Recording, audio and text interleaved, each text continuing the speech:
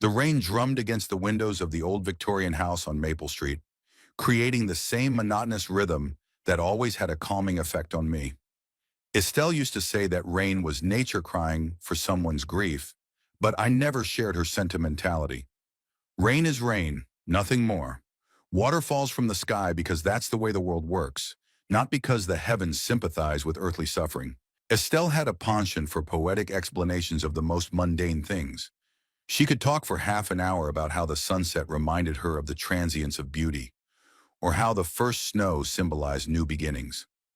I loved her for her ability to see something special in the ordinary. But I had always been a more down-to-earth person myself. I sat in my worn leather chair, the same one Estelle had tried to replace 20 years ago, and looked out at the empty living room. It was as if the house had gotten bigger since she'd died. Not physically, of course, but somehow more spacious and empty at the same time. Sounds now echoed where before they had been absorbed by her voice, her movements, her presence. I hadn't noticed before how much noise one person made. The ticking of her shoes on the parquet, the rustling of the pages of the book she read in the evenings, the clinking of dishes in the kitchen as she made her famous apple pie on Sundays. The house was silent now, save for the creaking of the old floorboards beneath me and the constant humming of the refrigerator in the kitchen. The chair I sat in had witnessed many family evenings. Estelle would buy a color-matched sofa to match it, then change the curtains to match the upholstery, then decide that new cushions were needed. She was the kind of woman who thought of a house as a living organism that needed constant care and renewal. I, on the other hand, was attached to things and didn't understand why I would change something that served its purpose perfectly. The chair was comfortable 30 years ago when we bought it, and it is still comfortable now. The leather has rubbed together in all the right places, the armrests have molded to the shape of my arms, and the backrest supports my lower back perfectly. Why look to replace something that works? Tempest was here yesterday. Again. Third time in the last 2 weeks, and each visit became more insistent. She'd come with Corbin, my only son, and they'd sit in a row on the couch across from me. She straight and tense as a string, he slouching and awkward, like a schoolboy summoned to the principal's office. Corbin had always been a shy child, and even as an adult, he retained that childish habit of avoiding direct gaze when the conversation became serious. Estelle attributed it to his sensitivity, said he just didn't want to upset anyone. I, on the other hand, believed that a 45-year-old man should be able to look people in the eye, especially when it came to important decisions. "Dad, we need to have a serious talk about your future," Corbin usually began, but I could see the words weren't his. They sounded rehearsed, as if he'd taught them in front of the mirror at home, while Tempest stood by and corrected his intonation. Tempest sat beside me, smiling that strange smile of hers that she'd given me for the last 5 years of our acquaintance. A smile that never reached her eyes. Some people's eyes laugh along with their lips, creating a sense of sincerity and warmth. Tempest's eyes remained cold and evaluating, as if she was constantly calculating something in her mind. Perhaps the cost of the furniture in the room, or the amount of time she would have to spend on this conversation. "You do realize this house is too big for one person," she continued when Corbin fell silent. Her voice was soft, almost maternal, but I could hear the same cold calculation in it that I'd seen in her eyes. "And maintaining a house this old takes a lot of effort. And at your age—" She never finished that sentence, leaving it hanging in the air like a poorly tied knot. The incompleteness was intentional. She wanted me to figure out the rest, to recognize my own weakness and inability to cope with life's problems. At my age, 73 years old. Yes, I'm not a young man, but I'm also not a decrepit old man who can't take care of himself. I still go to the gym every morning, even if I don't lift the weights I used to. Coach Jim, who is a good 20 years younger than me, often says I'm in better shape than many 50-year-olds. I cook myself breakfast, lunch, and dinner, not microwaved convenience foods, but normal meals. Estelle taught me to cook when she got sick and couldn't spend as much time in the kitchen as she used to. I resisted at first, thinking the kitchen was a woman's territory, but then I found something meditative and calming about cooking. I pay my bills on time, and my bank account is in much better shape than many people half my age. I wash clothes and clean the house. Maybe not with the meticulousness that Estelle did, but enough to live a clean and orderly life. What exactly is it about this that says I need a nursing home? What exactly is it about my infirmity that requires 24/7 supervision and organized leisure time? I fall asleep when I want, wake up without an alarm clock at 7 in the morning, eat what I like, watch TV or read books, meet friends for a game of poker on Thursdays. Where in that schedule is there room for institutional care? But Tempest was persistent. We've been looking at some very good facilities, she said, pulling glossy brochures out of her purse. Her purse was expensive. Leather, clearly out of the pocket of a car service mechanic's wife. Corbin had worked at Tommy Nelson's garage for 15 years, and I knew how much they paid. Where Tempest got the money for such things remained a mystery, but I preferred not to ask too many questions. There's this place in Ridgedale, for example. It's got great staff, organized recreational activities, medical care 24 hours a day. She laid out the brochures on the coffee table as neatly as if she were showing the merchandise to a potential buyer. The pictures showed smiling seniors playing chess, doing aerobics, eating lunch at beautifully set tables. Everything looked so perfect that it seemed unreal. I'd seen real nursing homes when I visited an old buddy there a couple years ago. The smell of disinfectants that failed to overpower the other. Less pleasant scents. The dim lighting in the hallways. The lonely old men who sat in chairs for hours staring at nothing. Nurses who were too busy to stop and talk. It was life on death waiting mode, and it had nothing in common with the glossy pictures in the brochures. Round-the-clock medical care, organized recreational activities, like I was disabled or mentally retarded. I glanced at Corbin, searching his eyes for a shadow of doubt about the propriety of this conversation, but he was staring at the floor, studying the pattern on the rug as intently as if he were about to take an exam on it. The rug was really beautiful. Estelle had picked it out in an antique store, haggled with the salesman for half an hour, and then rejoiced like a child at the discount. She loved such little things. A successful purchase, a beautiful sunset, a letter from an old friend. Corbin had inherited from his mother this ability to enjoy the simple things, but over the years, especially since marrying Tempest, it was as if he had lost sight of the good things around him. "What's going to happen to the house?" I asked then, though the answer was obvious. I wanted to hear them articulate it, wanted to understand the words they would use to describe what they were going to do to me. "Well, we'll have to sell it, of course," replied Tempest with the same strange smile. "The money will go to pay for your stay in a nursing home." That makes sense, doesn't it? She said the word logical with emphasis, as if she were explaining something obvious to someone who couldn't understand simple things. Logical. The house Estelle and I bought 40 years ago, the house where Corbin was born and raised, the house where we lived the best years of our lives, has to be sold to pay for my confinement in an institution I don't want to go to. And it makes sense. In some twisted economic logic, it did make sense. Sell an asset to pay for a service. But people's lives aren't subject to economic logic alone, and a house isn't just real estate that can be exchanged for money. I remembered when Estelle and I were picking out this house.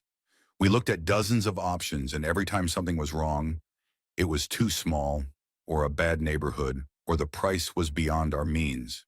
We saw this house on the last day of our search, when we were almost desperate to find something suitable. The realtor warned us that the house needed repairs and that the previous owners hadn't taken much care of it. But Estelle fell in love with it at first sight. The high ceilings, the carved details on the staircase, the red brick fireplace, the bay window in the living room, the small garden behind the house. "This is where our son will grow up," she said then, putting her hand on her belly. She was only 3 months pregnant, but already knew for sure we were having a boy. Her eyes shone with such joy that I was willing to buy her the whole block if she asked. We took out a 25-year mortgage and spent the first 5 years renovating. I worked in a factory, Estelle worked part-time as a home dressmaker, and every spare penny went to the house. We painted the walls ourselves, laid the floors ourselves, fixed the plumbing ourselves. On weekends, we turned into a construction crew. I used a hammer and a drill. Estelle caulked cracks and picked up paint. Those were hard years, but happy ones. Every room we tidied up, every new interior detail was a small victory. Corbin was really growing up here, taking his first steps on this hardwood floor that Estelle and I polished with our own hands. Riding his bike on the driveway, I paved myself because it was too expensive to hire laborers. Bringing friends over to play in the basement, which I had converted into a playroom when the boy turned 10.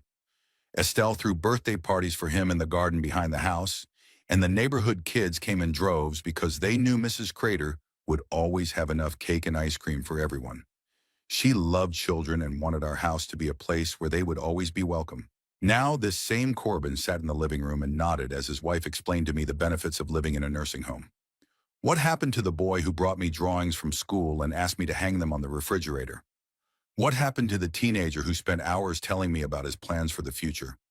Where did the young man who cried on my shoulder when his mother died go? When did he turn into that slouching, avoidant man who agrees to send his father to a nursing home just to avoid upsetting his wife?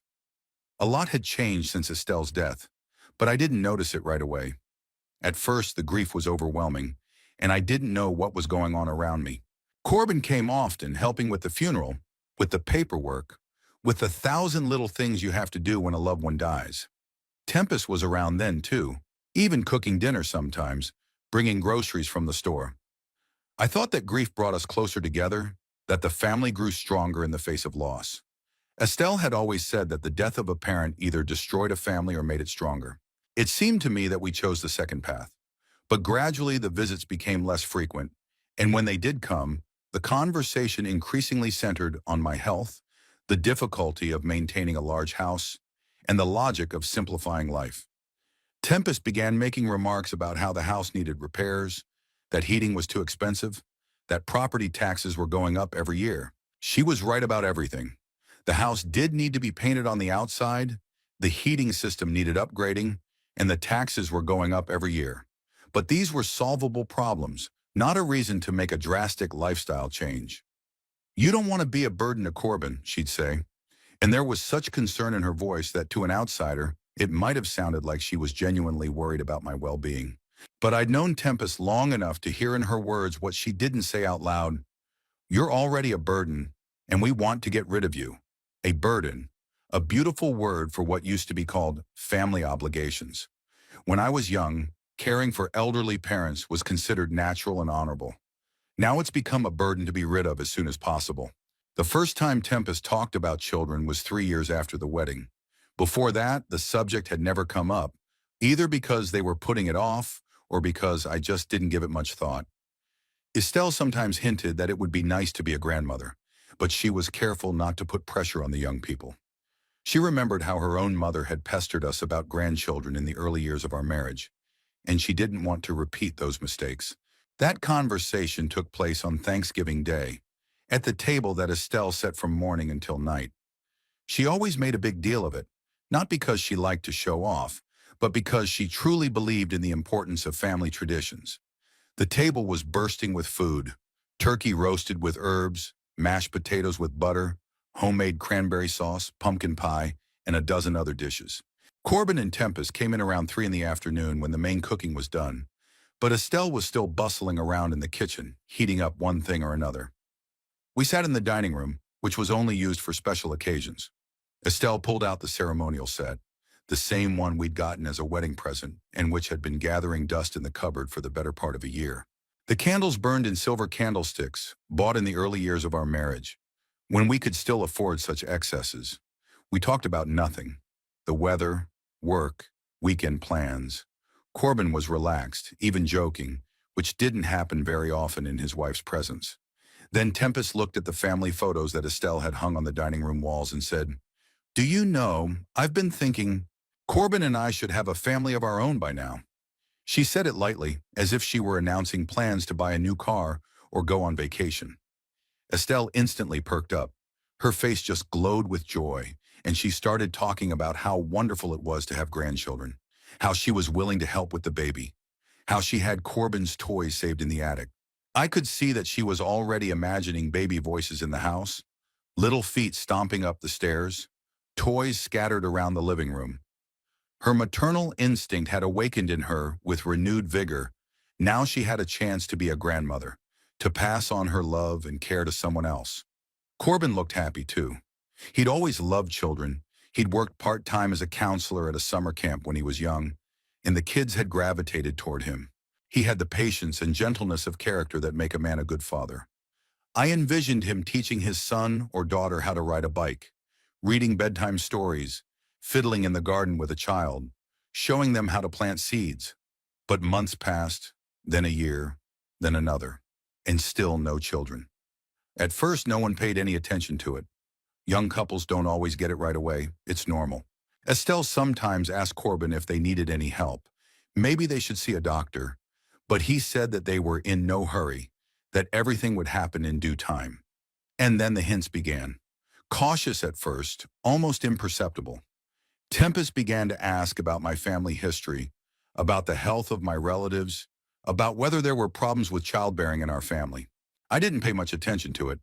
Women often worry about such things, it's natural. But the questions became more and more specific. Tempest found out at what age Corbin was born, whether Estelle had miscarried, whether my siblings were born healthy.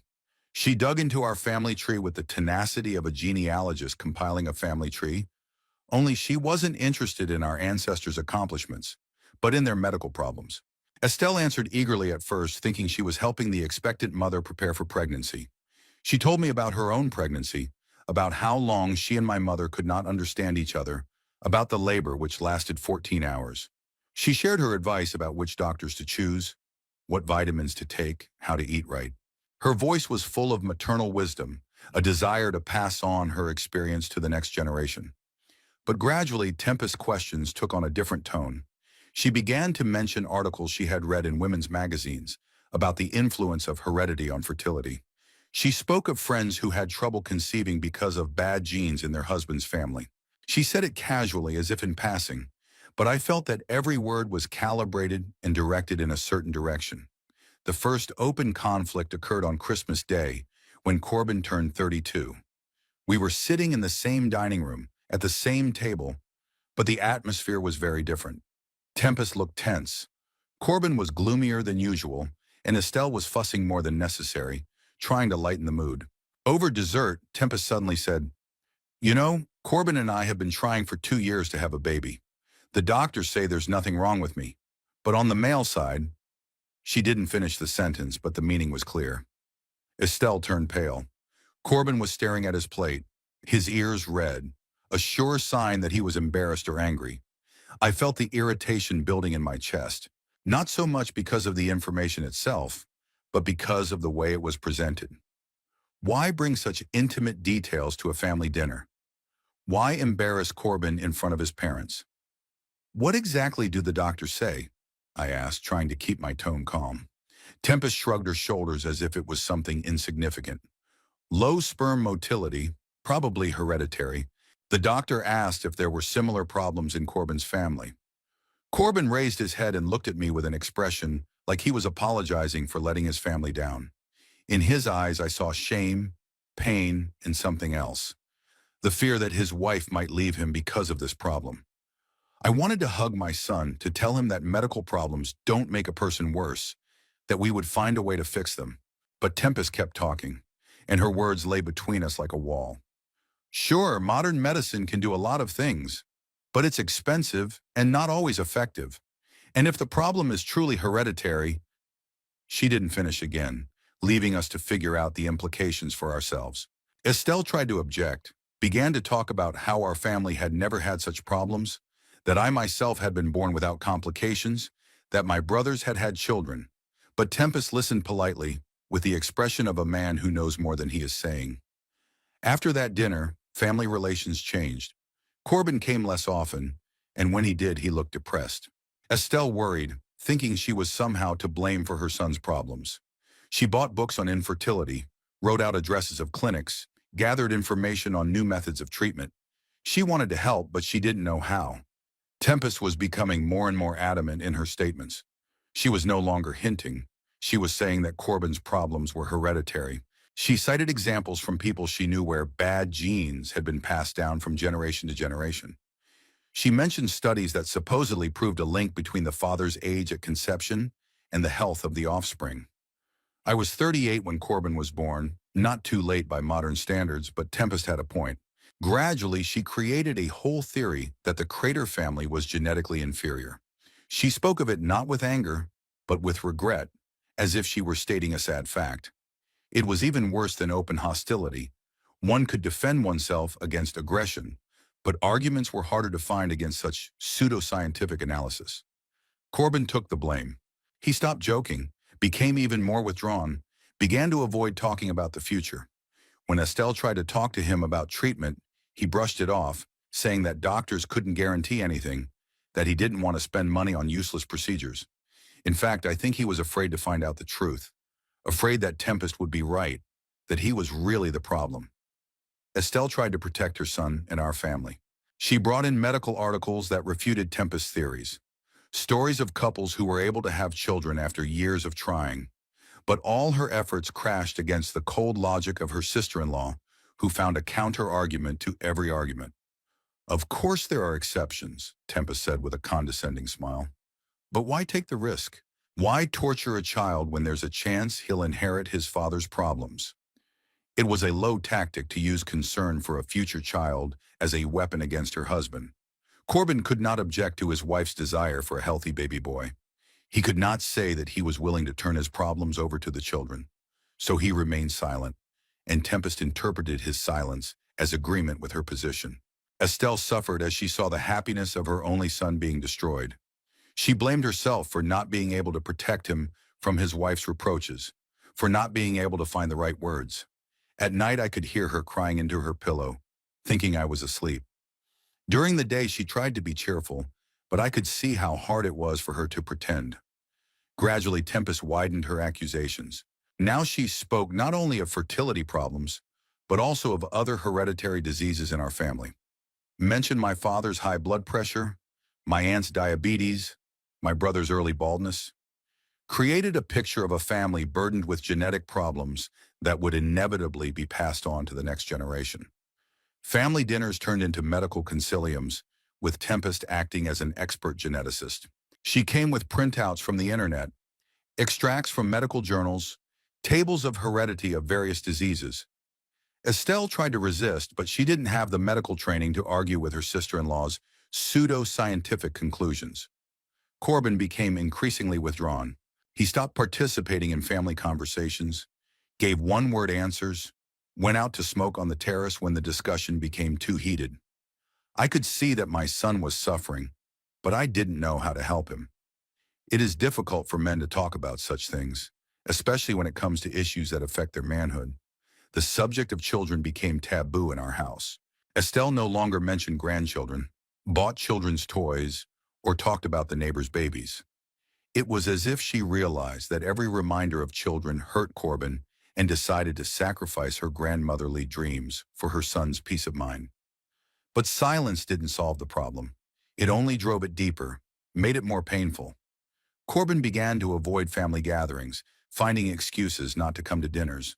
Tempest would come alone and talk sadly about how upset her husband was, how hard it was for him to accept his inferiority. I began to suspect that Tempest was taking some kind of pleasure in the situation.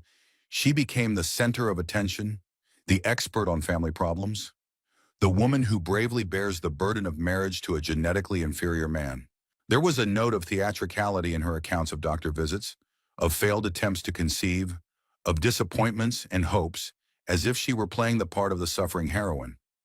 They arrived on Tuesday afternoon, when the rain had finally stopped, but the sky was still gray and heavy. I had just finished washing the dishes after a late breakfast and was sitting in a chair with a newspaper when I heard the familiar sound of their car in the driveway. Corbin had always driven old cars that made distinctive noises, the brakes squeaking, the engine banging, the exhaust rattling. Now he had a 10-year-old Honda that he had bought offhand 2 years ago, and it was starting to show its age. I didn't stand up to them like I used to do when they came to visit. The last few months had taught me that their visits were rarely joyful, and I stopped feigning enthusiasm for family gatherings. Instead, I folded the newspaper, set my glasses on the coffee table, and prepared myself for another conversation about my well-being. Corbin walked in first, as always. He looked tired. His eyes were red, like he hadn't slept well, and his shoulders were slumped with the weight of an invisible weight. Working in a car service center had never been easy, but in recent years it had begun to seem especially grueling to him. Or maybe it wasn't the work, but the fact that home was no longer a place of rest and peace. "Hi, Daddy," he said, leaning over to give me an awkward hug. The hug turned out to be formal, the kind of duty hug that unfamiliar relatives give at funerals. Corbin used to embrace me with genuine warmth, to pat me on the shoulder, to ask about my health, or to tell me something funny from work. Now, even simple acts of affection were difficult for him. Tempest came in next, took off her light-colored coat and hung it on the back of a chair. She was dressed, as always, impeccably, a dark blue dress that emphasized her figure, but did not look provocative, her hair neatly coiffed, her makeup subtle but skillfully applied. Tempest always looked as if she were preparing for an important meeting, even when she went to visit her father-in-law. Maybe she saw every outing as an opportunity to impress, or maybe she just didn't know how to relax. "Rufus?" She nodded at me with the same smile that never seemed genuine. There was a familiar note of condescending concern in her voice, as if she were talking to an elderly relative who needed special patience and understanding. "How are you doing? How are you feeling?" "I'm fine," I answered briefly. I didn't want to give her a reason to make any more arguments about my age and infirmities. They sat down on the couch across from me, and I immediately sensed they had a plan. Corbin sat on the edge of the couch, ready to jump up at the first opportunity, while Tempest made herself comfortable, clearly expecting a long conversation. She looked around the living room with a slow, appraising gaze, and I noticed her eyes lingering on certain objects: the antique clock on the mantelpiece, the crystal vase on the table by the window, the oil painting Estelle and I had bought in an art gallery years ago. "The house looks different," she said at last. "It's a little empty without Estelle." It was a low blow, and she knew it. Mentioning my late wife in that context should have made me feel guilty for not keeping the house in the state Estelle was used to. Indeed, some things had changed since her death. I didn't buy fresh flowers every week. I didn't change the decorative cushions according to the season. I didn't rearrange the furniture to freshen up the interior. But the house was clean and well-maintained, just less feminine. "The house is fine," I said. "I'm coping." "Of course you're coping," Tempest agreed hastily, but I could clearly hear the "for now" in her tone. "It's just, this house was always full of life when Estelle lived here. She knew how to create an atmosphere." Corbin shuddered when he heard his mother's name. It had always been hard for him to talk about her, especially in the presence of Tempest, who had never hidden the fact that she thought her late mother-in-law was overly sentimental. Estelle really knew how to create an atmosphere. She could turn an ordinary dinner into a feast and a simple walk in the garden into an exciting adventure. The house under her lived a different life, more vibrant and fulfilling. "We are worried about you," Tempest continued, leaning forward with an expression of genuine concern on her face. "We understand how lonely you are in this big house. And then maintaining such an old house takes a lot of effort and money." Here we go. I prepared myself to listen to the familiar song about my old age, loneliness, and inability to cope with life's problems. Tempest developed her theme methodically, like a lawyer presenting a case to a jury. First, she talked about my emotional state, then moved on to practical matters, then financial considerations. "Heating in a house like this must cost money," she said, looking around, "and air conditioning in the summer. And then the roof surely needs repair. And the plumbing in old houses like this breaks down all the time." She was right on many details, but wrong on the main point. Yes, the house had maintenance costs, but those costs were within my means. Yes, sometimes things broke, but I either fixed them myself or called a handyman. Yes, in winter I had to pay for heating, but I did not shiver from the cold and did not save on heat. The problems she described existed, but they weren't critical. Corbin was silent, studying his hands. Every now and then, he would raise his eyes and look at me with an expression of mute apology, as if asking forgiveness for not being able to stop his wife, or for agreeing with her deep down. It was hard to understand what was going through my son's mind. "Insecurity?" Tempest moved on to a new argument. "I mean, you live here all alone. If something happens, you fall, get heart trouble. Who's going to help you? The neighbors aren't always home, and the hospital is a long way from here." This was the favorite argument of all those who campaigned for nursing homes, an appeal to fear. What if I have a stroke? What if I break a leg?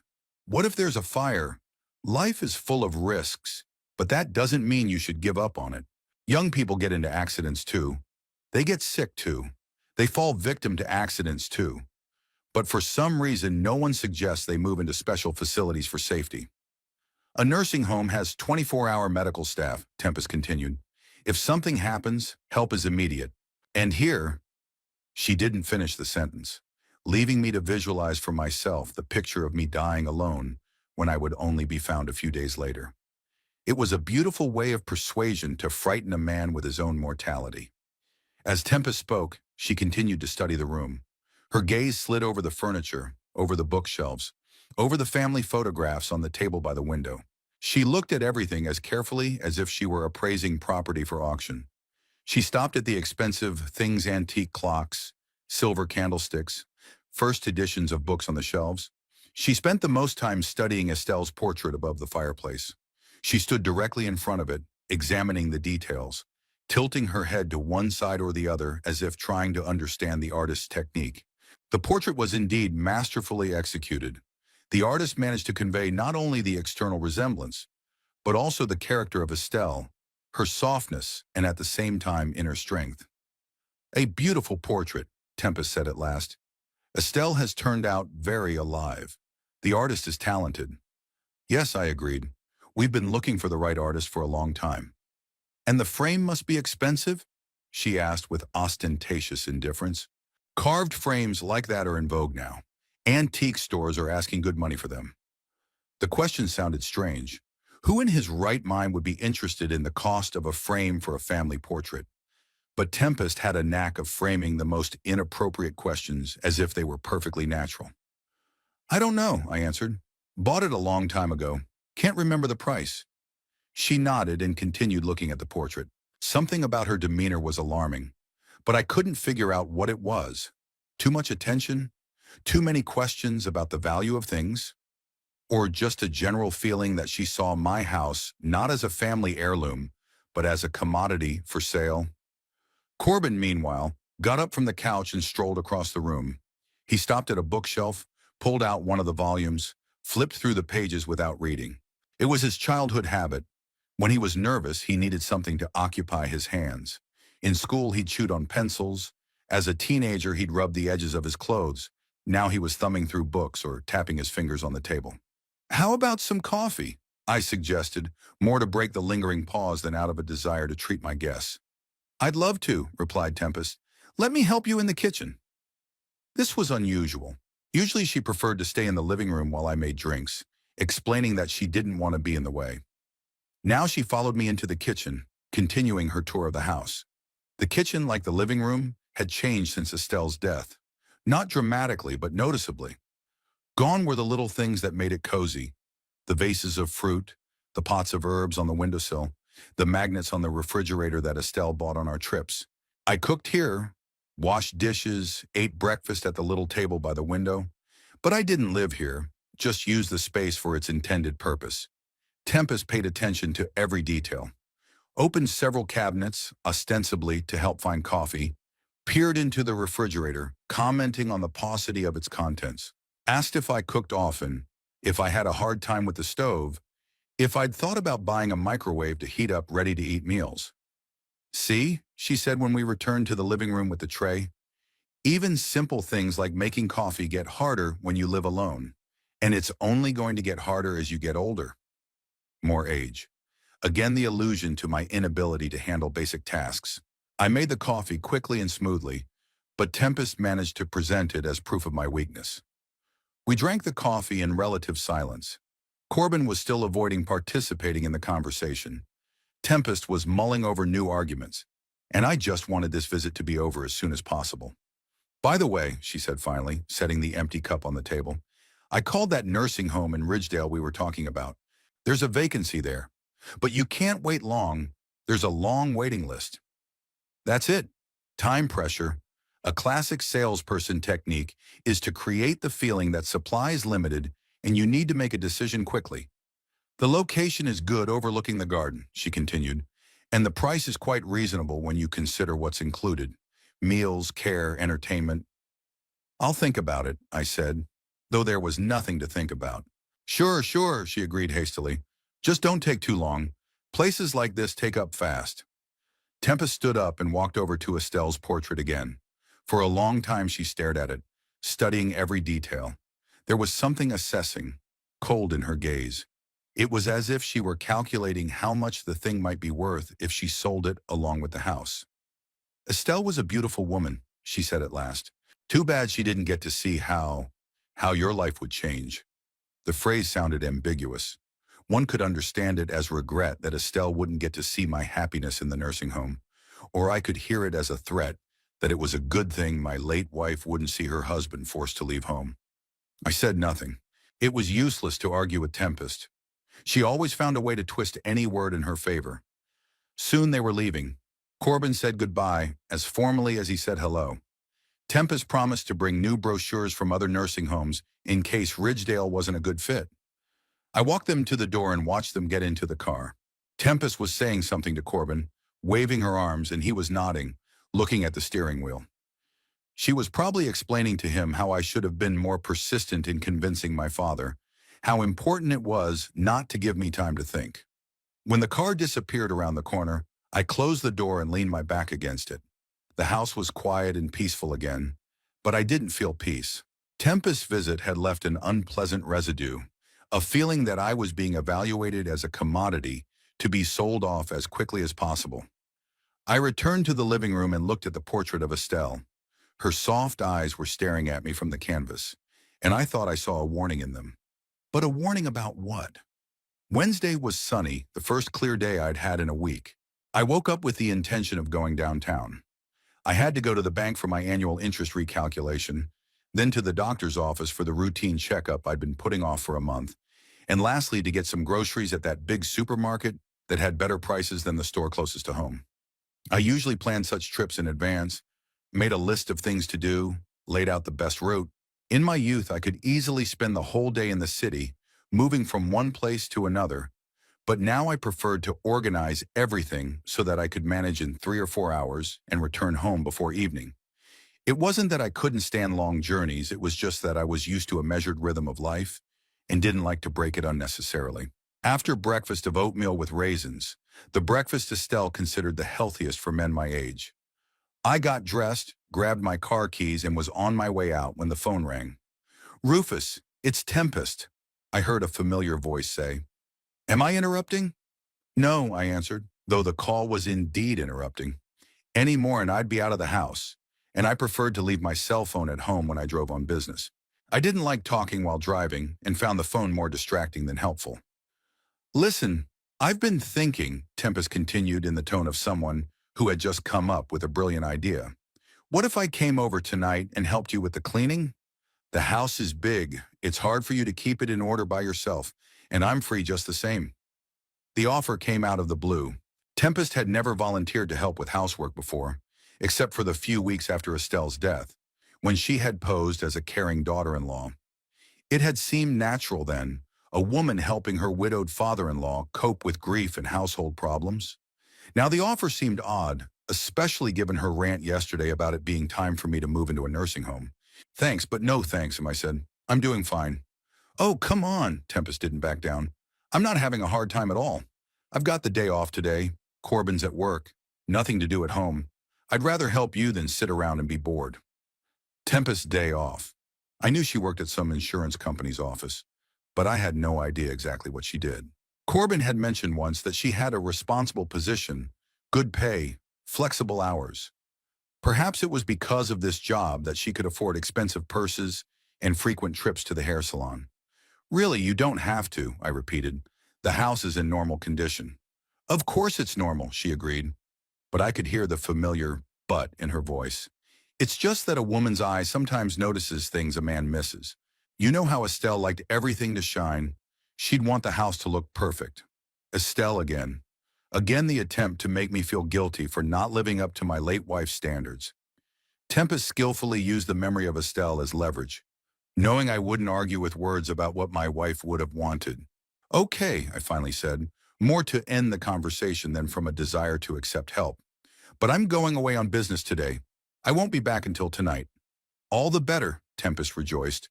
"I'll come in the morning, do some cleaning, and the house will be shining by the time you get back. You have a spare key, don't you? Or can I borrow a key from Corbin? The spare key. I kept it under the flower pot by the back door, an old habit left over from when Corbin was a teenager and often lost his keys. Estelle was always afraid her son wouldn't be able to get home if we went anywhere, so she insisted on hiding the spare key in an easily accessible place. Under the potty by the back door, I said. You know where. Of course I know, Tempest replied with a satisfied chuckle. Estelle showed me. Then here's the deal. I'll get there about 10 o'clock, and you take your time getting back. Take care of your business quietly. After I hung up the phone, the feeling that I had made a mistake never left me. Something in Tempest's tone, in her willingness to spend a day off cleaning someone else's house, seemed unnatural. But I'd already agreed, and it didn't feel right to cancel the arrangement. Besides, maybe I'd just gotten too suspicious after yesterday's visit. The drive to the city center took about 40 minutes. The morning traffic had already cleared, and the afternoon traffic hadn't started yet. I drove slowly, listening to the news on the radio and thinking about the upcoming business. At the bank, everything went quickly. The manager turned out to be a competent young man who in 15 minutes solved all the issues that I had expected to spend an hour on. The visit to the doctor didn't take long either. Dr. Hamilton had been seeing me for 15 years and knew all my peculiarities and chronic problems. The examination showed that for a 73-year-old man, I was in excellent shape. My blood pressure was normal, my heart was stable, and my blood tests were good. The only thing he noticed was a slight decrease in my hearing, but this is natural for my age and does not require correction yet. Keep up the good work, Dr. Hamilton said, writing out directions for tests to be taken in 6 months. Sports, proper nutrition, active lifestyle. If all patients my age were in as good shape as you are, I'd be out of a job. His words lifted my spirits. It was nice to hear a professional opinion that Tempest's talk of my infirmity was greatly exaggerated. I did feel healthy and energetic, capable of living independently for many more years.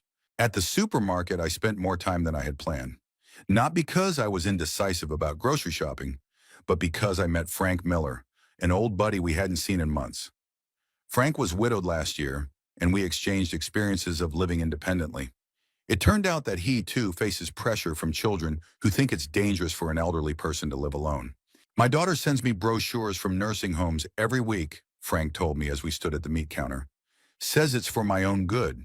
She lives 3 hours away from here and visits me once every 2 months. His story sounded familiar. Children who live their own lives but feel entitled to decide the fate of their parents. Care that turns out to be a desire to get rid of the hassle. Love, which is expressed in the desire to put old people in institutions. We talked for almost an hour, and when I finally got to the cash register, the time had already passed 3 in the afternoon.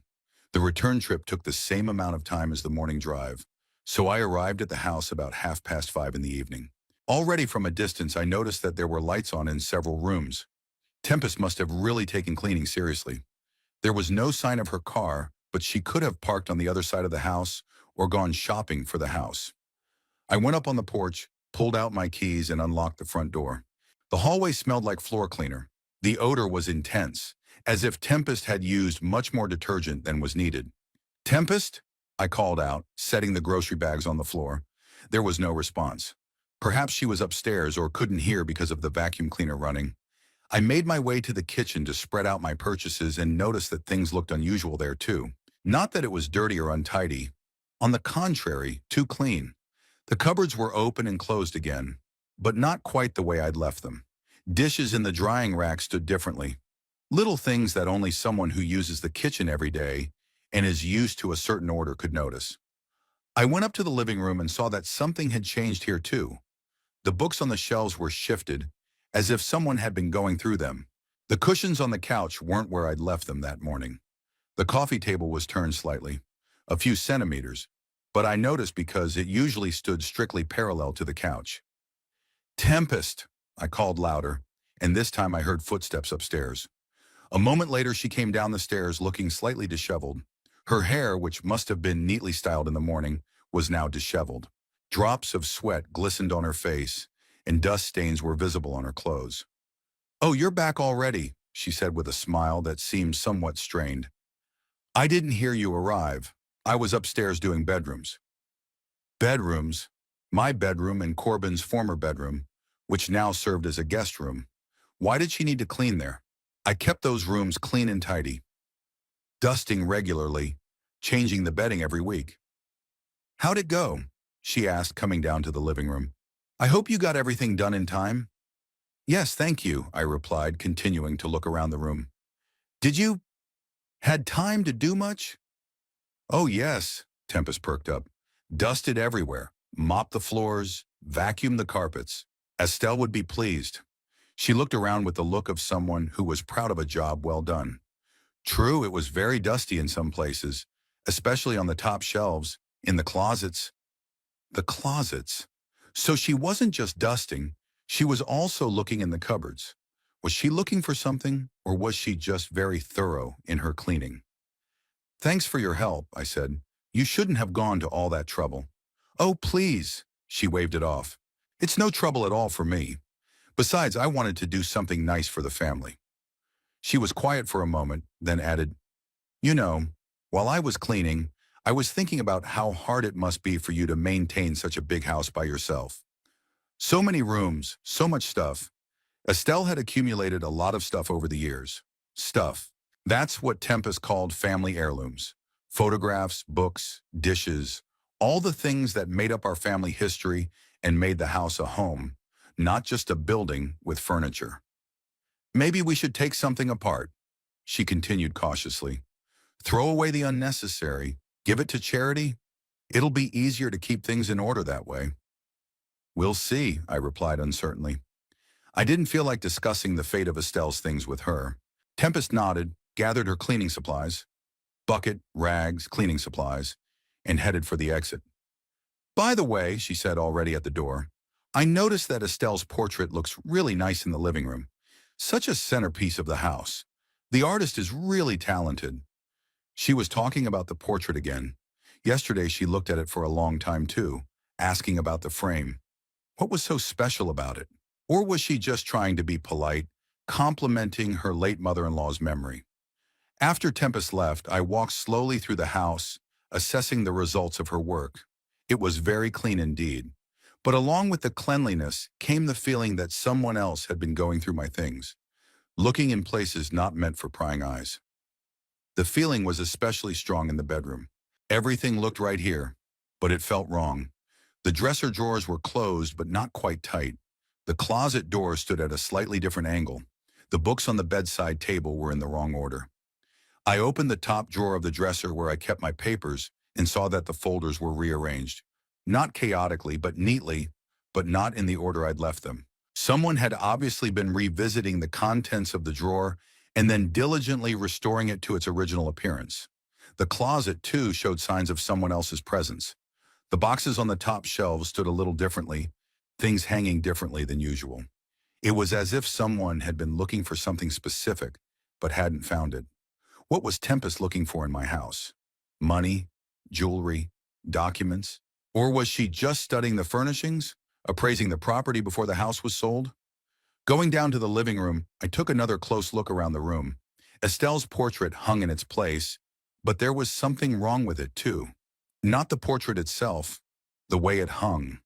The frame was a little askew, as if someone had touched it and then hung it back up, not very carefully.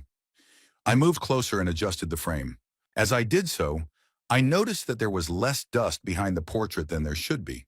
Tempest had obviously taken it off the wall while cleaning it. But why? To wipe the dust behind the frame? Or did she have other reasons? The sense of unease was growing. Tempest had been in my house all day, having access to all the rooms, to all the things. And now I realized that the cleaning was just an excuse. The real purpose of her visit was something else entirely. Tempest returned the next day when I left for the gym.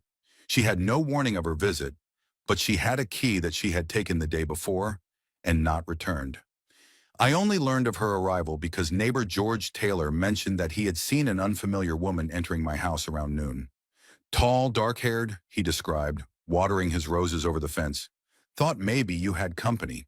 Didn't want to bother you. George was the kind of neighbor who notices everything going on around him, but rarely interferes in other people's business.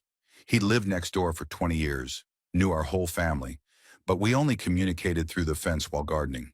A good man, unobtrusive, the kind of person you can rely on in a difficult moment. Sister-in-law, I explained briefly, not wanting to go into details. George nodded understandingly. At his age, people already know that family relationships can be complicated and don't ask too many questions. I walked into the house around 3 in the afternoon, after the gym and a short walk in the park. The front door was locked, but I could smell the faint odor of someone else's perfume in the air again. Not the detergent I'd smelled yesterday, but specifically Tempest perfume. A subtle but recognizable scent that she wore all the time and which always seemed too intrusive for daytime to me. The hallway looked ordinary, but I'd learned to notice the little things that gave away the presence of an intruder. The rug by the door had been moved a couple of inches. The umbrella in the stand stood at a different angle. Minor details that a normal person wouldn't notice. But when you expect a trick, you start to pay attention to everything. The kitchen was intact. I guess Tempest never went in there. But in the living room, I could sense something had changed. Not dramatically, not obviously, but it was as if someone had moved the furniture a few centimeters apart. The room looked almost the same as usual, but the energy of the space was different.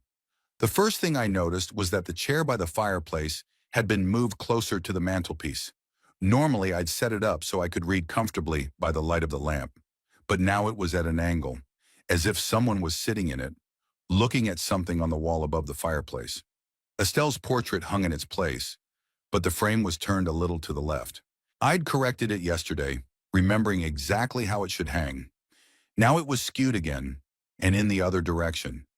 Someone had definitely taken the portrait down and put it back up, but they had done it hastily without due care. I stepped closer and examined the frame closely. It was a really beautiful thing. Carved wood, gilded, the work of a craftsman who knew his craft. Estelle and I had ordered it especially for the portrait, and we wanted it to match the quality of the painting. The artist recommended us a baguette shop that made exclusive frames for paintings, and we didn't spare the money. There were barely visible fingerprints on the gilding. Fresh, obviously not mine. I always wiped the frame with a soft cloth when I dusted it, and I never picked it up with my bare hands. The marks were in the places where the frame is most easily lifted, on the sides closer to the top corners. There was a thin streak of dust under the portrait on the mantelpiece. Not much, but enough to know that the frame had been there for some time, while the portrait had been hanging. So someone hadn't just taken it down for a few minutes to wipe it down, but had kept it there long enough for the dust to settle on the shelf. I carefully removed the portrait from the wall and set it on the mantelpiece, leaning it against the wall. Behind it, where the painting usually hung, the wallpaper was lighter naturally. The sun hadn't faded it over the years. But that wasn't what interested me now. The wall behind the portrait was plain, the same wallpaper with a small floral pattern that Estelle had chosen for the living room 10 years ago. No features, no hiding places, no secret compartments, just a wall. But then why was Tempest so persistently interested in this particular portrait? Yesterday and the day before, she had examined it with some special attention, inquiring about the cost of the frame, and today she had clearly taken it off the wall. What was she looking for? I took the portrait in my hands and scrutinized it from the back. The canvas was stretched over a wooden stretcher, as it should be. In the corner was the artist's signature and the date, the 2022nd year we'd commissioned the portrait. No features, no additional details. But wait, there was something wrong in the lower right corner of the stretcher. The wood looked a little different in that spot, as if it had recently been touched, scratched, or picked. I looked closely and saw thin lines I hadn't noticed before. Not random scratches from time, but clearly made by some kind of tool. With a fingernail or a thin knife, someone had tried to undermine the edge of the canvas where it was attached to the stretcher. The attempt was inept. The canvas was not damaged, but the marks were left on the wood. Someone thought there might be something behind the canvas. I gently probed the spot with my fingers. The canvas was stretched tightly, the fasteners held securely, but in the process of stretching, a small cavity had formed between the canvas and the stretcher. Natural for such paintings. It was theoretically possible to hide something there, though I didn't remember that Estelle and I had ever hidden anything behind a portrait. Estelle might well have put something there without my knowledge. She loved little secrets, sweet, feminine tricks. She could hide a birthday card she was preparing for my birthday, or a letter from an old friend she wanted to read at leisure. Nothing fancy, just a way to keep something private. I carefully bent the edge of the canvas where the scratches were visible. My fingers fumbled for something thin, rustling, paper, or several sheets of paper folded together. My heart beat faster. Estelle had indeed hidden something behind the portrait.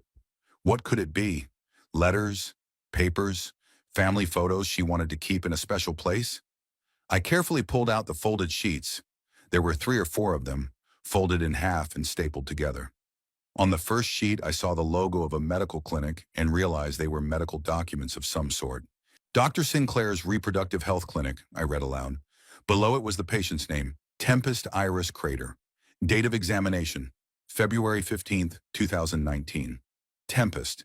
Tempest's medical records, hidden by Estelle behind her portrait. Why did my wife keep her daughter-in-law's medical records, and why hide them?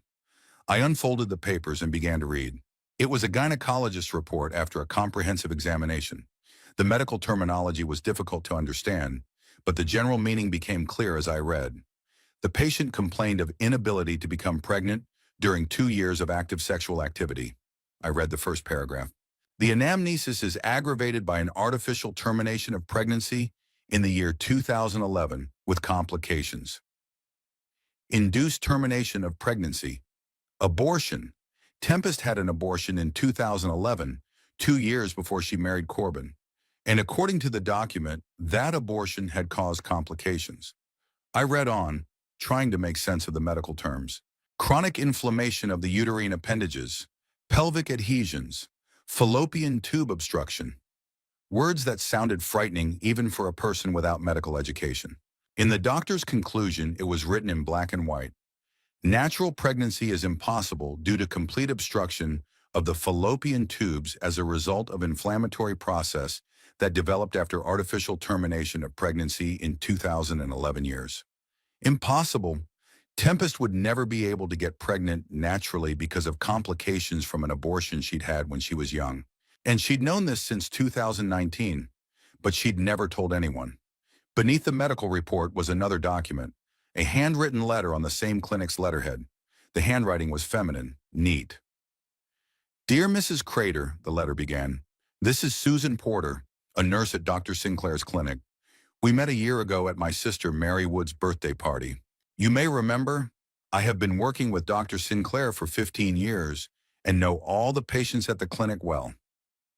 Susan Porter. The name sounded familiar. Estelle had mentioned some Susan she'd met through mutual acquaintances, a nurse who worked in a private clinic and told interesting stories of medical practice. I thought long and hard about whether to write to you, the letter continued, but decided that you have a right to know the truth. Your sister-in-law, Tempest, was a patient at our clinic in February 2019. She was treated for infertility and was given a report that she could not conceive naturally. The nurse went on to describe Tempest's diagnosis in detail, explaining medical terms in plain language. She wrote that fallopian tube obstruction is a judgment for a woman who dreams of a natural pregnancy. Only assisted reproductive technologies are possible, and that with a very low chance of success. I know your family is having problems because of the lack of children, Susan wrote at the end of the letter. Mary tells me that your sister-in-law blames your husband and his family for bad heredity. But the truth is that your son is not the problem. Your daughter-in-law can't have children because of her own mistakes of youth, but chooses to blame others. The letter ended with an apology for interfering in family matters and a request to keep the source of the information anonymous. I sank into my chair, still holding the documents in my hands. So Tempest had been lying all these years. Lied to me, lied to Corbin, lied to Estelle, blaming our family for bad heredity, making our son feel inferior, destroying family relationships, and all the while knowing that she was the problem. Estelle got this information 3 years ago and never told anyone. She hid the documents behind her portrait and remained silent as she watched Tempest torment her only son with false accusations. Why didn't she tell me? Why didn't she show those papers to Corbin? Why let these lies poison our family? Perhaps Estelle realized that the truth could destroy her son's marriage, that Corbin would learn not only of his wife's infertility, but also of the abortion she hadn't told him about. Years of lies and manipulation. Maybe my wife wanted to protect her son from painful disappointment, or maybe she just didn't know what to do with that information. To get this information from a casual acquaintance, a nurse who had violated doctor-patient confidentiality, it put Estelle in a difficult position. To use this information was to become complicit in a violation of medical ethics. But now that Estelle is dead and Tempest is increasing the pressure on me, these documents take on new meaning. They explain a lot of things. Tempest's aggression toward our family, her desire to get the house as quickly as possible, and her unwillingness to wait long for the inheritance. If she and Corbin never have children, there's no point in saving up for the next generation. It made more sense to get it all at once while there was still a chance to take advantage of it. I put the papers back together and wondered what to do with them. Show them to Corbin? It would ruin his marriage, but maybe relieve some of the guilt. Keep them to myself. Then the lies would continue. It was starting to get dark outside the window. I sat in my chair, holding the truth Estelle had been saving for 3 years. A truth that could have changed our entire family history, but which she hadn't chosen to use. That decision was now up to me. The sound of the front door opening made me quickly hide the documents back behind the portrait. I heard familiar footsteps in the hallway, light but sure, with the distinctive tapping of heels on parquet. Tempest had returned, though I thought she had already left. Hastily hanging the portrait in its place, I stepped back from the fireplace and pretended to read the newspaper in my chair. My heart was pounding so loudly that I felt as if it could be heard throughout the house. The paper trembled slightly in my hands and I gripped it tighter, trying to pull myself together. "Rufus?" Tempest called out from the hallway. There was a strain in her voice, like she was nervous too. "Here," I replied, trying to keep my voice sounding normal. She walked into the living room, and I immediately noticed something was wrong with her. Her usually impeccably styled hair was disheveled, sweat dripped down her face, and her eyes were filled with a kind of feverish excitement. She held a small screwdriver in her hand, apparently using it as a tool for her search. "I forgot my purse," she said, looking around. "Thought I left it here." Lies. No purse was in the living room, and why would she need a screwdriver to find a purse? Tempest returned to continue her search for what she'd been looking for that morning, and from the looks of it, she was close to her goal. "Didn't see it," I replied, continuing to pretend to read. Tempest walked around the room, looking under the couch, behind the chairs, pretending to search for her purse. But her gaze kept returning to the portrait above the fireplace. She stopped in front of it and tilted her head, studying the frame with the same intense scrutiny as before. "You know," she said suddenly, as if she had just thought of it, "what if we check to see if behind the portrait there's a, you know, like a safe? Old houses sometimes have stashes in the walls. Straightforward and direct. No more talk about looking for a purse or a casual interest in art." Tempest decided to proceed openly. "Why?" I asked, setting the paper aside. "There's no safe in there." "Well, there's not much of one." Tempest shrugged, but was already reaching for the portrait with her hands. Estelle was a practical woman, could have hidden something for safekeeping. She carefully removed the portrait from the wall, and I saw the expression on her face change. There was no safe behind the portrait, but something in her demeanor told me she wasn't going to stop with a simple inspection of the wall. "The frame is heavy," she murmured, placing the portrait on the mantelpiece. "Must be expensive." Tempest turned the portrait back toward her and began to examine the stretcher. Her fingers slid along the wood, fumbling for something. When she reached the bottom right corner, she froze. "What is it?" she muttered, more to herself than to me. I remained silent as I watched her try to pry up the edge of the canvas with the screwdriver. The movements were inept, hurried. She clearly had no experience with paintings, but her persistence made up for her lack of skill. "Tempest," I said in a warning tone, "what are you doing?" "There's something here," she replied without raising her head. "There's something hidden behind the canvas. I can feel it." After a few more seconds of fiddling with the screwdriver, she managed to bend the edge of the canvas. Her fingers dove into the resulting gap and pulled out the very documents I'd been reading half an hour ago. Tempest unfolded the first sheet, and I saw the expression on her face change dramatically. The blood rushed from her cheeks, and her eyes widened with horror. She ran her eyes quickly over the text, and then grabbed the second sheet, the third. "It can't be," she whispered, and her voice trembled. "But it can. And there is." The documents were authentic, as was the nurse's letter. Tempest held the proof of her own lies in her hands, and now she had to explain why she'd spent years accusing our family of something she herself was guilty of. How? She began, then hesitated. Where did Estelle get those documents? Where do you think? I asked, rising from my chair. Someone told her the truth. The truth about why you and Corbin don't have children. Tempest sank into the nearest chair, still clutching the papers. Her face was white as chalk and her hands were shaking so hard the papers rustled. She never told me anything, Tempest muttered. Not a word. What was she supposed to say? I stepped closer, and there was a note of anger in my voice that had been building up over the past months. That you're lying? That you're blaming an innocent man for your problems?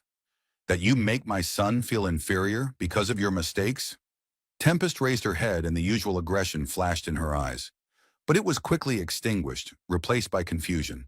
There was nothing to defend. The documents spoke for themselves. You don't understand, she said in a weak voice. I didn't mean to. It just happened on its own. On its own, I repeated sarcastically. Years of blaming my family turned out on its own? Corbin's tears over what he thinks is his own fault worked itself out? She fell silent, pressing her lips together. In the silence that followed, only the ticking of the antique clock on the mantelpiece and the noise of the cars outside the window could be heard. Tempest stared at the floor, glancing occasionally at the papers in her hands as if she hoped they would disappear. When did you find out? I asked finally. In 2019, she answered faintly. Went to the doctor because I couldn't get pregnant. Thought maybe I should take some vitamins or go on a special diet. And the doctor told you the truth. Yes. Her voice got even quieter. He said that after the abortion, that the tubes were blocked, that a natural pregnancy was impossible. And you told Corbin about that? Tempest shook her head. Why? I insisted. Why didn't you tell your husband the truth? She lifted her head and I saw tears in her eyes. But they weren't tears of remorse. They were tears of self-pity, of annoyance at being exposed. Because then he would have found out about the abortion, she said. I never told him. He thinks that he was the first. So there you have it. Not just a medical issue, but deception at the very core of their relationship. Corbin married a woman who hid an important part of her past from him and then lied for years about the reasons for their childlessness. And instead of the truth, you chose to blame us, I stated. Not on purpose, Tempest shrieked, and there was hysteria in her voice. At first I just didn't know what to say. And then, when it started with all this talk about heredity, I couldn't stop. Couldn't? Or didn't want to? She fell silent again. We both understood the answer to that question. Blaming someone else's family was easier than admitting to our own lies. Putting the blame on the crater's bad genes was more convenient than telling her husband about her past. Why are you here now? I asked. Why were you looking for those documents? Tempest wiped her eyes with the back of her palm, smearing mascara. I thought, when I saw the way Estelle had been looking at me intently these past months, I thought she knew something. And then, when you started resisting the move, I decided to see if she had any compromising materials. Compromising material. She was afraid I'd use the truth against her to protect myself from being forced into a nursing home. And she was right. Those documents were really changing the balance of power in our family. What are you going to do? Tempest asked, and there was fear in her voice. That was a good question. What was I going to do with this information? Show it to Corbin and ruin his marriage? Or keep it to myself and use it as a defense against pressure? I don't know, I answered honestly. But one thing I do know for sure. No one will ever again accuse my family of something that isn't our fault. Tempest nodded, still clutching the papers. She realized that her position had changed dramatically. No longer was she dictating terms and forcing the move. Now I had a weapon against her lies. Rufus, she said in a pleading tone, please don't tell Corbin. Not right now. It would ruin him. What do you suggest? I asked. Continue the lie? No, I'll tell him myself. When I find the right moment, the right words. I grinned. 5 years you've been looking for the right words, and you haven't found any. Give me time, she begged. Just a little time. Time. Everyone asks for time when their lies are exposed. But time only makes the problem worse, makes the truth even more painful. Okay, I said finally, but on one condition. Tempest lifted her head expectantly. No more talk of the nursing home. No more hints that I'm not doing well. And no more accusations against our family. She nodded quickly, several times in quick succession. Yes, of course. Of course. I won't do it again. One more thing, I added. The key to the house. You're not coming here uninvited again. Tempest reached into her pocket and pulled out the key. She placed it on the coffee table, as if she were parting with something very valuable. May I? Can I take these documents? She asked timidly. Why?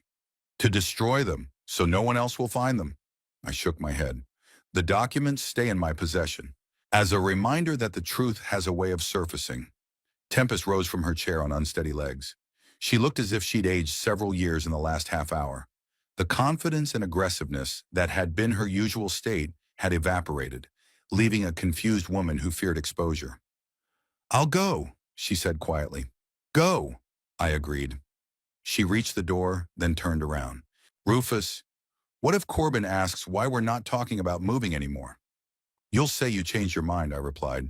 That I've decided everyone has the right to live their life as they see fit. Tempest nodded and walked out. A moment later, I heard the sound of a car starting up, then the noise of the engine moving away. I was alone in the house I'd almost lost to lies and manipulation. I was holding the documents Estelle had kept for 3 years, not knowing what to do with them. Now that decision lay with me. I looked at the portrait of my wife, which hung in its place again. Her soft eyes looked up at me from the canvas, and I thought I saw relief in them. At last, the truth was no longer a secret hidden behind the painting. At last, the family lie had a name and an address. But what to do with that truth next was my responsibility. Corbin came alone 3 days later. I expected Tempest to try to stop him, to find some excuse for not visiting his father. But he showed up on the doorstep on Saturday morning while I was watering the flowers in the garden, the same roses that Estelle had planted and that I continued to grow in her memory. The son didn't look well. Slim, with dark circles under his eyes, he looked like someone who hadn't slept for a long time or had been under a lot of stress. His clothes hung in a bag. He must have lost weight recently. His gait was uncertain, and when he said hello, his voice sounded hoarse. Hi, Dad, he said, stopping at the gate. Can I come in? Sure, I replied, turning off the hose. Come on in the house. We walked through to the living room, and I noticed Corbin looking around as if seeing this house for the first time. His gaze lingered on the portrait of his mother above the fireplace, then slid over the familiar furniture, the books on the shelves, the family photos. There was something akin to nostalgia mixed with pain in his eyes. You want coffee? I offered. Yes, thank you. He nodded, sinking down onto the couch. While I made coffee in the kitchen, Corbin was silent, didn't turn on the TV, didn't leaf through magazines, just sat staring out the window. When I returned with the tray, he was still sitting in the same pose, immersed in his thoughts. How's it going? I asked, setting the cups on the coffee table. Corbin took the cup but didn't drink, just held it in his hands, warming his palms. Dad, he said finally, there's something I need to tell you. His voice had the determination of a man who had long prepared for a difficult conversation. I sat down in my chair and prepared to listen. Tempest confessed everything to me, Corbin continued without raising his eyes. Told me about the medical records, about you finding them, about how she'd been lying all these years. So she finally decided to tell the truth. Either her conscience spoke, or the fear of what I might tell first made her act. And what do you think about it now? I asked cautiously. Corbin lifted his head, and I could see the pain in his eyes that he was trying to hide. I think I've lived in a marriage with a stranger, he said bitterly. 5 years. 5 years I believed that I was the problem, that I had failed my wife, that our family was genetically flawed. And it turns out, he didn't finish the sentence, but I understood. Turns out he was suffering because of other people's lies. He felt guilty about something that wasn't his fault, letting his wife ruin his relationship with his parents over a made-up problem. The worst part isn't that she had an abortion, Corbin continued, taking a sip of coffee. People make mistakes, that's normal. The scary part is that she lied to me for years.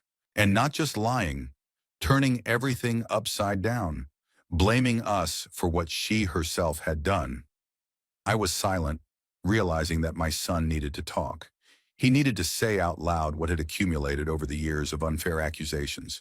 I remember Mom crying, Corbin said, his voice shaking. How she tried to find information about fertility treatments, collecting clinic addresses, thinking it was her fault, yet that she'd passed some bad genes on to me. And I let Tempest say those things. Didn't protect my mom. You didn't know the truth, I said softly. Couldn't protect against what seemed like fact. Should have known, Corbin repeated stubbornly. Should have sensed his wife was lying. Should have trusted the family more. Not an outside woman. An outside woman. Cruel words, but perhaps fair. Tempest never really became part of our family. Always remained an outsider who tried to change us to suit herself, rather than accept us for who we were. What are you going to do? I asked. Corbin set his cup on the table and leaned back on the back of the couch. I don't know, he admitted. Tempest apologizes, says he'll make it right, that he'll never lie again. But how can you believe a man who lied for 5 years straight? Good question. Trust is a fragile thing. Once it's broken, putting the pieces back together is very difficult, sometimes impossible. What do you want for yourself? I asked. To forget what I found out, or... I want to realize who I really am, Corbin interrupted me.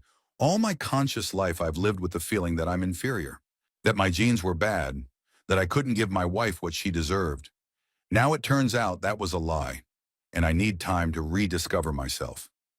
He was quiet for a moment, then added, and I also want to apologize to you, and to Mom's memory, for letting Tempest say the things she said, for not supporting the family. Corbin, I said, it's not your fault for believing your wife. It's natural. Guilty of believing her more than my parents, he objected, for not protecting you from her accusations. We sat in silence for a few minutes. Birds sang outside the window. A lawnmower was running somewhere far away. Life went on as usual. And in our living room, what should have happened years ago was happening. My son was returning to the family from which lies and manipulation had pushed him out. Dad, Corbin finally said, can I come over sometimes, like I used to? Just to talk, to sit in the house where I grew up? Of course you can, I replied. It's your home. Always has been and always will be. What about Tempest? I shrugged. That's your decision. I will not interfere with your marriage. But you will no longer tolerate her accusations. No, I said firmly, I won't. Corbin nodded understandingly. And the house? She won't insist on moving again? No, that matter is closed. Good, the son said and smiled for the first time in a long time. This house should stay in the family. Mom would want you to live here until you want to leave on your own. Mom would want. Yes, Estelle would really want me to stay in the house we built together. I wish the family lies would stop poisoning the relationship between us. Would that the truth she'd hidden behind her portrait for so long would finally set us all free? Corbin finished his coffee and stood up. I'm going to go, he said. I have a lot to think about. Sure, I agreed. But remember, the door of this house is always open to you. He leaned over and hugged me. The first time in years that hug was genuine, warm. The hug of a son who had come home after a long and painful journey to a foreign land. Thank you, Dad, he said, for not giving up, for finding the truth. After Corbin left, I sat in the living room for a long time, pondering what had happened. The family lie that had seemed immutable had crumbled to dust. The man who had tried to drive me out of my own home had lost all his trump cards. The son I'd almost lost was back in the family. I raised my eyes to Estelle's portrait. She was looking at me from the canvas with the same soft expression she'd always had. But now I thought I could read peace in her eyes. The secret she'd kept behind her image for 3 years had finally played out. It hadn't destroyed the family as she'd feared, but had cleansed it of lies. Truth was stronger than deceit. Justice triumphed over manipulation, and the house on Maple Street stayed where it belonged, in the family that had built it and loved it. Tempest never came back. Corbin visited me every weekend, sometimes bringing groceries, sometimes helping around the house. But more often, he just sat in the living room and talked about his work, about his plans for the future, about how he was relearning to live without the guilt of non-existent problems. He didn't talk about the divorce, but I could see that the ring was gone from his finger. I saw that he had lost weight, but he looked healthier and calmer. I saw him becoming again the man he had been before his marriage to Tempest Open, kind, capable of sincere affection. And the documents that changed everything, I put them in the safe. Not because I wanted to use them against anyone, but because they became part of the family history. The story of how lies can destroy a family and the truth can rebuild it. A story about how even in death, a loving person can protect those they care about. Estelle knew what she was doing when she hid those papers behind her portrait. She knew that sooner or later the truth would find its way to the light. And when it did, justice would be served. And so it did.